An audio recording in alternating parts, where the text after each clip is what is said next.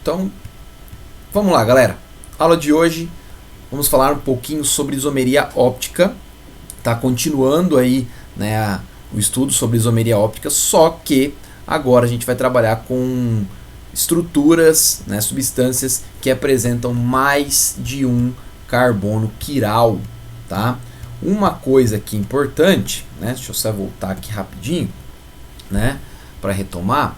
Então, para ter esse carbono quiral, é necessário que eu tenha os 4 ligantes diferentes entre si. Ótimo, tá? Isso é claro se eu colocar essa substância, né, no caso o carbono, aqui, que tem 4 ligantes diferentes entre si, né, ligados a ele. Se eu colocar no espelho, eu vou ter sua imagem especular não sobreponível, né? Mão direita, mão esquerda, tá?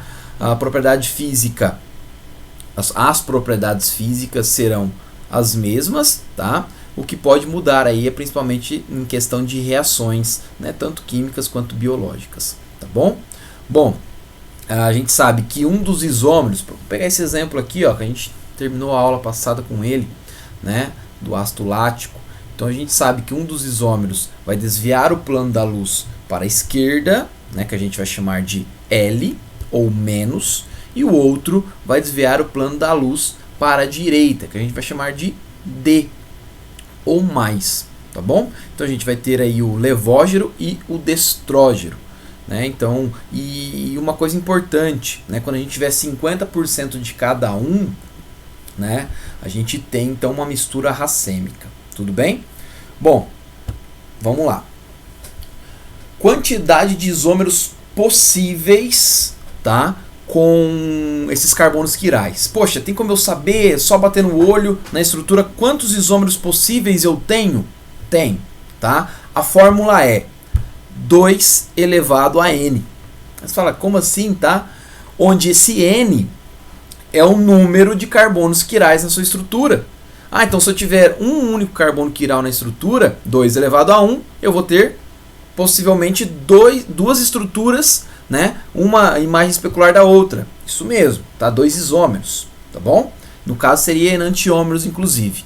Ah, mas eu tenho 2 carbonos quirais na estrutura. Quantos isômeros eu posso ter dessa estrutura analisada? 2 elevado a 2, que é o número de carbonos quirais, tá? Eu vou ter então 4 isômeros, tá? Então, por exemplo, esse cara aqui do exemplo, reparem que esse carbono que eu estou passando o mouse, ele está ligado a um H, a um CH3, a um hidrogênio e todo esse resto. Então são 4 ligantes diferentes, por isso com asterisco nele. É um carbono quiral. Ah, então, né, se eu colocar no espelho, dependendo, né, o posicionamento desses ligantes, se eu colocar no espelho, eu vou ter a imagem especular referente a esse carbono quiral. Sim, então vou ter o enantiômero dele. Ótimo, já são 2 estruturas. Poxa, mas aqui esse outro carbono aqui do lado direito também está ligado a 4 ligantes diferentes. Hidrogênio, CH2CH3, CH3 e todo esse resto. Então são 4 ligantes diferentes. Poxa, e agora? Se eu colocar esse cara, né, essa estrutura na frente do espelho, eu também posso ter a imagem especular não sobreponível referente a esse carbono de análise. Então essa estrutura nos dá, né, um número maior de possibilidades. No caso, 2 elevado a N, né, vai me dar uma quantidade aí possível de 4 isômeros, tá bom? Então é nisso que a gente vai trabalhar um pouquinho aqui hoje, né? Então eu vou começar mostrando um exemplo aqui para vocês, né? Esse cara é o ácido alfa-hidroxi-beta-metilsuccínio, né? Uma nomenclatura alfa e beta aqui, tá? Que, né, alfa seria o carbono 2 da estrutura, né, e o beta seria o carbono 3, tá? É uma nomenclatura um pouco diferente aí, né, mas esse alfa seria o 2 e esse beta seria o 1. Então, ó, se eu fosse numerar, né, tá até o número aqui, ó, dos carbonos, 1, 2, 3 e 4. Então no carbono 2 eu tenho o grupo hidroxila, um OH, por isso hidroxi, e no carbono 3 um radical metil. E aí, nas extremidades eu tenho COH e COH, que nada mais é a abreviação do grupo carboxila, C-OH, tá bom? Pessoal, reparem que eu tenho 2 carbonos quirais, está aqui, ó, um carbono quiral, 4 ligantes diferentes ligados nele. Então carbono quiral, tanto está o asterisco, e aqui também hidrogênio, grupo carboxila, CH3 e todo esse resto, 4 ligantes diferentes, outro carbono quiral. Então a possibilidade que eu tenho, né, é de 2 elevado a 2. que é o número de carbonos quirais. Então vai me dar 4 estruturas isoméricas. E aqui embaixo está representada essas 4 estruturas isoméricas. Bom, reparem aqui, o destaque está para a hidroxila e o radical metil, tudo bem? Então, ó, tá desenhado uma forma aqui, vamos pegar esse exemplo do A, tá? Então eu tenho aqui uma forma. E se eu colocar essa estrutura na frente do espelho, a gente vai obter essa outra, tá bom? Ou seja, sua imagem especular não sobreponível. Repare que as hidroxilas estão próximas aqui na imagem, o CH3 também. Beleza. Então são duas estruturas, né, com características, né, um pouco diferentes, devido ao posicionamento desses seus ligandes. Ótimo. Tá, e se a gente trocar de posição o OH pelo hidrogênio, ou o CH3 pelo hidrogênio, só para dar uma mudada, por exemplo, no carbono de baixo. Então, ó, reparem aqui, né?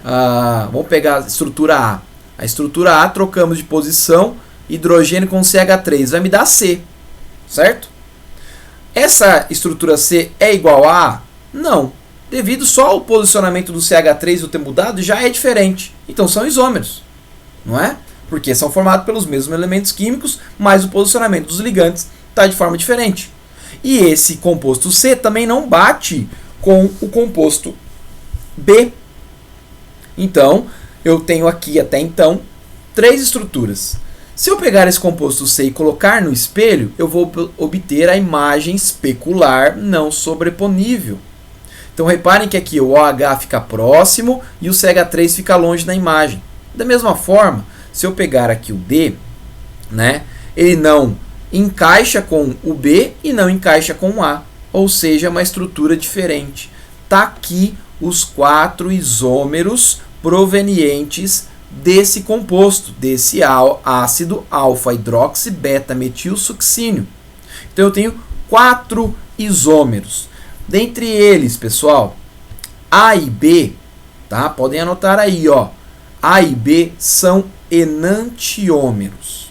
O que são enantiômeros? Imagem especular que não se sobrepõe, tá bom? Mão direita e mão esquerda, ok? Então você tem um par de enantiômeros aqui. Tá, então C e D também é outro par de enantiômeros, porque um é a imagem especular do outro. Isso mesmo. Então você tem, de enantiômeros, você tem um par, A e B, e um segundo par, C e D. Tá, e o que A é de C? O que A é de D?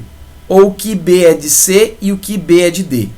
É o que a gente vai chamar de diasterisômeros, tá? Diasterisômeros são isômeros que não são a imagem especular, ou seja, não é a imagem no espelho. Concorda comigo que quem é a imagem de A? É B.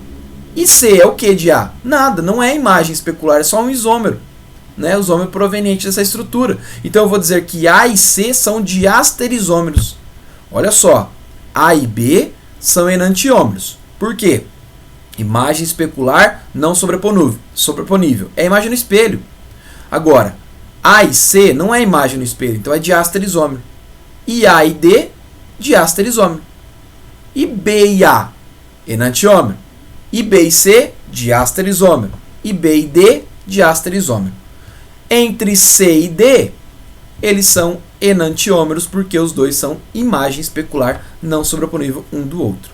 Eu sei que parece um pouco confuso no primeiro momento, tá? Mas essa diferença é importante. Aparece às vezes nas questões fazendo uma análise comparativa de quantos enantiômeros você tem na estrutura e quantos possíveis diasterisômeros você tem também, tá bom? Então é uma coisa bem simples. Eu sei que o nome lá não é o mais legal, né, do mundo, mas dá pra gente fazer essa diferenciação. Tudo bem? Bom, um caso agora interessante, tá? Esse caso aqui é interessante. Esse exemplo que eu peguei, inclusive, que é o ácido tartárico, também chamado de ácido dihidroxisuccínio, né? Succínio devido a ter esses grupos carboxila nas extremidades, tá? Então ele tem, ó, 2 hidroxi, 2 OH ligado aos carbonos aqui, 2 e 3, tá bom? Ele é popularmente conhecido como ácido tartárico, tá? Por que da importância dele? Ele aparece muito nos exemplos, tá? Aparece muito. Cara, preste atenção. Se a gente traçar um plano bem no meio dessa estrutura, como está aqui, ó, pensa nesse plano azul. Olha o lado esquerdo dessa estrutura, olha o lado direito. São iguais. É como se um, na verdade não é que são iguais, né? Um é a imagem do outro. Cara, se você bater o olho na estrutura e você tem essa situação, se atente, tá? Se atente. Por quê? Porque você vai ter um caso aqui que a gente chama de meso, tá? O que é esse caso que a gente chama de meso? Pessoal, dá uma ligada, né? Eu fiz um desenho não, perdão. Eu fiz uma representação aqui com as minhas bolinhas, tá? Então vamos fazer o seguinte. É claro que eu não consigo fazer todas as representações, né, aqui com as minhas bolinhas, mas vamos supor o seguinte, tá? OH vai ser o verde, vai ser o amarelo, tá bom? OH vai ser o amarelo. E o hidrogênio vai ser o branco. E os verdes, perdão, aqui ó, o verde que eu vou ficar segurando por ele, vai ser o C-OH. Então essa é a extremidade, tá bom? Então aqui já dá pra ver, né, que uma é a imagem do outro, ótimo. Agora o que eu quero, um destaque para essa estrutura aqui, ó. Claro, ele não colocou invertido, mas a imagem especular seria isso aqui, né? Ó. Então, ó, reparem que se eu pegar esse composto, tá bom? Então, ó, hidrogênio, hidrogênio, OH, OH, quem que é esse cara aqui? C-OH, e esse outro C-OH. Então, beleza, certo? Vou colocar no espelho. Quem que a gente vai obter no espelho? A imagem. Tá a imagem certinho? Olha os hidrogênios batendo na imagem, os OHs aqui, ó, com o meu dedinho aqui nas extremidades, né? Tanto no o real quanto a imagem no espelho, tá bom? Dá pra ver, né? Agora, reparem só, será que esses dois são isômeros? Eles são enantiômeros? Aí que é o detalhe, pessoal, eles não são. É o mesmo composto. Aí você fala, tá, mas como assim mesmo composto, cara? Quer ver que é o mesmo composto? Se eu tentar sobrepor, se encaixar, é o mesmo composto, não é? O importante é não encaixar. Então o que vai acontecer? Ó, eu vou tentar encaixar. Dessa forma, óbvio que não vai encaixar. Os verdinhos aqui encaixam, mas o hidrogênio e os OHs não se encaixam. Mas eu vou fazer isso aqui, ó. Presta atenção. Eu vou girar 180 graus esse cara. Tá bom? Já dá para perceber que é o mesmo composto, não é? Ó, dá uma ligada.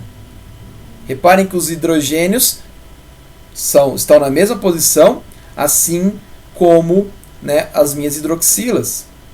Então a gente tem, na verdade, um mesmo composto para essas duas estruturas. Ah, então eu não tenho um par de enantiômeros? Não. Pessoal, de novo, imagem especular, né, no espelho desse cara aqui que eu estou segurando à sua esquerda com a sua direita. É o mesmo. Por que é o mesmo? Olha o plano de simetria. Se você traçar um plano bem aqui no meio, reparem que acima, né, é igual a abaixo. Então, como se fosse um plano. Então, eu vou fazer o seguinte. Tá? Eu vou fazer o seguinte. Eu vou girar 180 graus esse cara aqui, ó. Ó. Girei. Agora, reparem que é o mesmo cara. É o mesmo composto. Mudou nada. Mudou nada. É o mesmo. Ou seja, se é o mesmo, tá? Se é o mesmo, aqui eu não tenho um par de enantiômeros. Eu vou ter um par de enantiômeros dessa estrutura. Tá? Dessa estrutura eu vou ter. Então eu tenho um par de enantiômeros. E eu tenho mais um outro cara. Esse um outro cara, que é o mesmo aqui, se eu colocar no espelho dá o mesmo cara, é o que a gente vai chamar de meso. Olha só então. Quantos isômeros eu tenho do ácido tartárico? Eu tenho 2 carbonos quirais. Qual que é o máximo? 4, não é? Porque 2 elevado ao quadrado, 4. Então, lembra que eu falei no início? Eu tenho a possibilidade de ter no máximo 4 isômeros.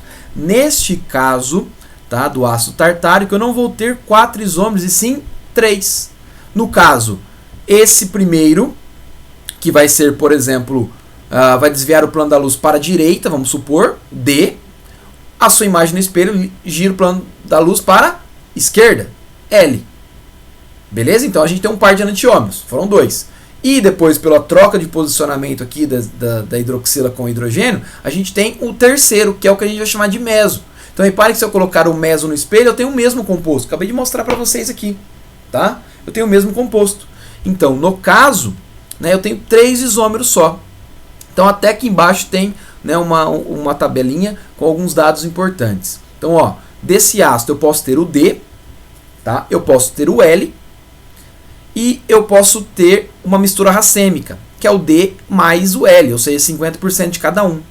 Reparem que a mistura racêmica muda um pouco, né, o ponto de fusão, tá? Mas isso é uma outra situação. O importante é que não muda aqui o desvio do plano da luz. Já o meso, que só tem uma única estrutura, tá? É o seu terceiro isômero. Beleza? Vamos seguindo aí? Aqui só uma brincadeirinha, né? Para vocês lembrarem, para vocês não esquecerem, né? Samuel Jackson, então o Lzinho, levógeno, e a sua imagem no espelho seria o D. Jackson, que é, né, o seu enantiômero aí, né, o destrógeno. Bem ruim a piada, eu sei, mas são piadas bem ruins que a gente nunca esquece. Bom, pessoal, tem uma nomenclatura, tá? Essa é um pouquinho diferente, tá? Que a gente chama de RS, tá? R vem de rectus e S vem de sinister, tá? R direito e sinister esquerdo, tá bom? O que isso significa, professor? Bom, vamos lá. A gente vai fazer o seguinte, a gente vai pegar o nosso composto quiral, tá? E a gente vai dar uma nomenclatura para ele, de acordo com as prioridades dos grupos ligados a ele. Aí você fala, tá, mas e o D e o L? D e o L é desvio do plano da luz. Mas tem como eu fazer uma nomenclatura devido ao posicionamento? Por exemplo, esse cara da minha mão direita é a imagem especular da minha mão esquerda, certo? Então são diferentes, não são? Eu vou dar nomes diferentes para ele, devido ao posicionamento. Então eu vou conseguir identificar. Como é que isso ocorre? Então vamos lá. Ó, só para vocês terem uma ideia, aqui é um exemplo bem legal, né? Que é o limoneno.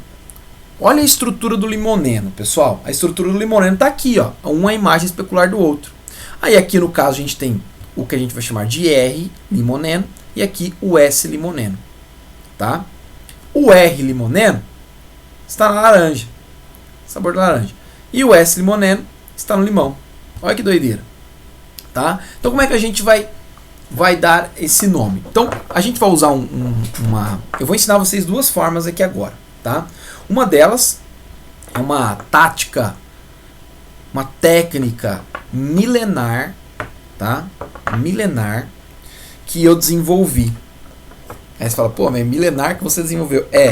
Eu sei lá como é que... Alguém deve ter me falado isso algum dia, essa técnica, e eu aprendi dessa forma. E eu não lembro de ter visto em algum livro, alguma coisa. Mas enfim, né? Eu uso essa técnica que ela ajuda muito. É ridícula, mas ela ajuda muito e eu vou ensinar vocês aqui hoje. E a outra forma, tá? É por esses traços aqui que vocês estão vendo. Esta representação é a representação que a gente chama de Fischer. Vamos ver primeiro por ela, tá bom? Então essa representação de Fischer é a seguinte. Claro, aquele carbono quiral, esse cara, por exemplo, ele está em 3 dimensões, não é? E fica difícil ficar desenhando toda hora em 3 dimensões. Imagina você ficar desenhando um tetraedro toda hora. Dá um trabalhão, né? Então, né, esse cientista Fischer, ele tem essa forma de representar, que a gente chama de projeção de Fischer, que é mais simples. Então é o seguinte, pessoal. Tá vendo aqui? O que o cara fez? Você não vai ter nenhuma das ligações, né, no plano da folha ou no plano da imagem. Então o que você vai fazer? Você vai girar de tal forma que 2 ligantes, pensa que está cortando bem aqui no meio, né? Pensa que está cortando bem no meio. Então 2 dos seus ligantes ficam para fora da sua folha e 2 para o fundo. Então como está aqui, ó, o tracejado representa que essa ligação está indo para o fundo da imagem. Esta cunha representa que o OH e o hidrogênio está saindo, né, para próximo de você, saindo da imagem. Aqui deveria estar representado o ponto tirado também, tá? Não está, mas não tem problema. Imagine isso aqui para o fundo, tá bom? De certa forma, também não teria tanta importância, né, um quarto aqui. Mas a gente vai representar simplesmente por uma cruz aqui, como vocês estão vendo. Quando a gente fazer essa cruz, o que você tem que ter em mente na hora que você olha para essa estrutura? Que OH e o hidrogênio estão saindo para fora da imagem.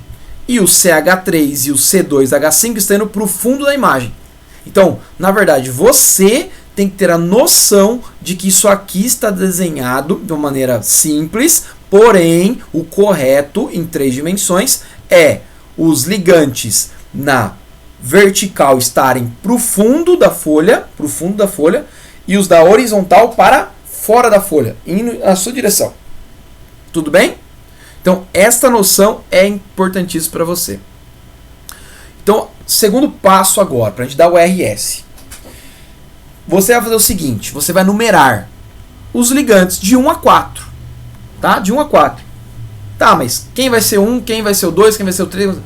Prioridade. Então, você vai seguir a prioridade. Qual que é a prioridade, então, professor? Anote isso aí, cara. Prioridade. Maior número atômico. Tá bom? Então, de novo. Quem vai ganhar? Quem vai ter prioridade para eu marcar o número 1 dos ligantes ao redor? Quem tem o maior número atômico. Fechou? Beleza. Então, quem tem o maior número atômico, você dá o número 1. Depois, quem vem na sequência dá o 2. Depois, na outra sequência, o 3. E quem tem o menor, 4. Ótimo. O que você vai fazer, galera? Aí eu vou usar um pouco a minha tática milenar, né? Então, aqui, ó, vamos pegar o exemplo. O cara já usou numeração. Reparem que quem tem maior prioridade é o maior número atômico. Beleza? Então, ó, quem está ligado ao carbono? Você tem oxigênio, número atômico 8. Carbono, número atômico 6. Hidrogênio, número atômico 1. E carbono, número atômico 6. Poxa, desses daqui quem ganha? Oxigênio. Então, esse grupo OH é o número 1. Beleza? E você já percebeu quem é o menor número atômico. Quem que é o menor número atômico? Hidrogênio. Então é o número 4. Não é à toa que aqui já colocamos 1 para o OH e 4 para o hidrogênio. Agora, eu tenho aqui carbono e carbono. Vou precisar desempatar. Como é que você faz para desempatar? Vai na sequência daí do elemento ligado ao carbono aqui, ó. Quem está ligado a esse carbono? 3 hidrogênios. Quem está ligado a esse carbono? Mais um carbono e 2 hidrogênios. Porque aqui, na verdade, essa estrutura é CH2 ligado a um CH3. Então, aqui você tem, né, um número atômico maior na sequência, tá? Isso por desempate. Então, aqui é o número 2. E esse cara, o CH3, é o número 3. Tá aqui fechado. Pessoal, reparem só agora. Agora é um detalhe importante, tá? Então, já colocamos as prioridades. Carbono 1, 2, 3 e 4. O que você tem que fazer? Pessoal, sempre o de menor prioridade tem que estar para o fundo, para trás, tá? Para trás do plano. Lembrando, quem está na horizontal está para frente. Quem está na vertical está para o fundo. O que você tem que fazer com menor prioridade? Jogar para o fundo. Então, você pode fazer o giro dessa molécula. Como é que eu faço o giro, professor? Bom, é o seguinte. Reparem que eu faço pergunta, né, como se eu fosse o aluno e eu mesmo respondo para ficar mais dinâmico o negócio aqui, tá? Você troca, por exemplo, 3 pelo 4, 1 pelo 2. Ou 2 pelo 4, 1 pelo 3. Tanto faz. Aqui o cara trocou 4 pelo 2, tá? Então eu troquei o 4 pelo 2 e eu tive que trocar 1 pelo 3. Então é sempre duas trocas. Então se eu troquei 4 e 2, eu tenho que trocar 1 e 3. Se eu trocar 3 e 4, eu troco 1 e 2. Óbvio que você vai trocar já para que o número 4 vá para o fundo. Então, por isso que o cara trocou aqui 4 e 2. Ou eu trocaria 4 e 3. Tá bom? Beleza, fiz essa troca. Pessoal, deu problema? Será que eu troquei de posição os caras? Não. Quer ver? Vamos atribuir aqui, vamos usar o meu exemplo. O hidrogênio vai ser o 4. O hidrogênio vai ser a bolinha branca. Tá? OH, vamos colocar o OH como amarelo, pode ser? Aí eu tenho C2H5 vermelho e CH3 azul, tá bom? Então, como é que você tem que imaginar? Dessa forma. 1, 4, certo? 3 e 2. O que a gente fez só? Ó, não vou mudar nada, eu só vou mudar. Você fez as trocas aqui embaixo. 4 pelo 2 e 3 pelo 1. Na verdade, só fez um giro dessa molécula. E reparem aqui, ó, quem ficou para frente? Não foi o 3 e o 2? Quem que é o 3, quem que é o 2? Então, 3 é o azul e o 2 é o vermelho. Foi para frente, não é? Ó. Fup. Fazer assim. Foi para frente. Ótimo. Foi para frente. Tá aí, ó. Quem foi pro fundo? OH e hidrogênio. Mudei alguma coisa? Não. Mudei nada. Não mudei na posição. Vocês viram aqui que eu não mexi na posição. Tá? Mas agora, o que a gente vai fazer? Beleza, eu só girei. Por quê? Porque eu preciso que o hidrogênio esteja para o fundo. Eu vou segurar por ele, inclusive. Tá? Próximo passo. O hidrogênio estando para o fundo, você segue a sequência. Do 1 para o 2 e 2 para o 3. Reparem que a imagem, qual que é 1? Não é o amarelo? Aqui, ó. 1. Depois vou para quem? 2. Depois 3. Que sentido é esse, pessoal? Pera aí, vou ter que chegar para mim. Sentido anti-horário. Então reparem que o seu sentido aqui está sendo o anti-horário. Né? Como vocês estão vendo aqui, ó. 1 para o 2, 2 para o 3. Esse 4 está lá para o fundo. É como se você estivesse olhando, jogando de menor prioridade para o fundo e estivesse olhando daqui, ó. De onde vocês estão vendo a câmera. Então, 1, 2, 3, sentido anti-horário. Se é anti-horário, pessoal, tá? A gente vai chamar de S. Se é horário, a gente chama de... Peraí, é anti-horário? É, anti-horário, tá aqui. Então, esse é o composto S. Se fosse horário, seria R. Deu para entender? Eu sei que é um pouco difícil no primeiro momento. Agora, a minha tática milenar, super desenvolvida aqui, né? Um ET me ensinou. Ó, pega a visão. Pega a visão. Imagem especular não sobreponível, certo? A minha dica é... Tá vendo aqui? Minha dica é... Pega o braço. Você consegue fazer isso aqui, não consegue? Todo mundo consegue, né? Isso seria como se fosse... Vamos pensar a minha base. Ó, tá vendo aqui? Os meus dedos representariam isso aqui e o meu dedão. Tá aqui, ó. Olha que maravilha. Tá vendo? Bom, o meu braço é quem, então? Meu braço é um dos ligantes. Eu tenho dedo indicador no OH, no amarelo, dedo do meio aqui no azul e dedão no vermelho. Ótimo. Pessoal, quem vai ser o seu braço, o seu ligante? Sempre de menor prioridade. Pô, professor, então na hora que eu montar a molécula aqui, eu já vou imaginar, né, isso daqui, ó, como se fosse a base do meu tetraedro. Quem é o ligante de menor prioridade? É meu braço. Então eu vou virar para mim. Ó, vou virar para mim aqui, ó. Então quem que você tem de maior prioridade? Pessoal, olha os meus dedos. 1, 2 e 3.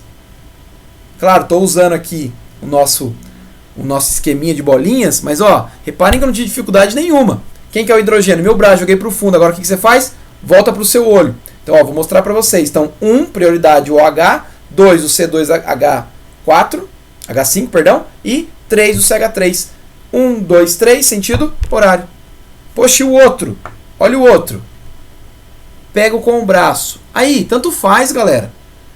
Eu quero jogar o OH aqui para o canto, ó. Tanto faz. Quem que é prioridade aqui? O menor prioridade é o hidrogênio, ó. Tanto tá meu braço aqui, ó, representando meu braço aqui o hidrogênio, tá bom? Então eu tenho quem aqui, ó? Maior prioridade é amarelo, OH. Segunda maior prioridade, vermelho. Então 1, 2, 3. Que sentido tá dando isso aqui, pessoal? Sentido horário. Então se esse é o sentido horário, esse é a estrutura R. Esse é o R. E esse que tá dando, que tá dando o anti-horário, esse é o S, anti-horário. 1, 2, 3, anti-horário, S. 1, 2, 3, horário, R. Então, ó, reparem que se eu fosse dar nome, esse seria o S, esse seria o R. Então, isso é extremamente importante, tá? Claro, é um assunto um pouco mais avançado, mas, claro, estamos se preparando para o vestibular da UEM e para qualquer outro vestibular do Brasil. Então, precisa saber também um pouquinho sobre essa nomenclatura RS. Pelo menos ter uma noção do que é isso, tá bom? Beleza, galera? Próxima aula a gente trabalha então um pouquinho mais, só falta um pedacinho, a gente termina isso, né? E a gente segue depois com reações orgânicas. Tudo bem? Galera, valeu, tá? Um grande abraço aí e até a próxima aula. Falou, valeu!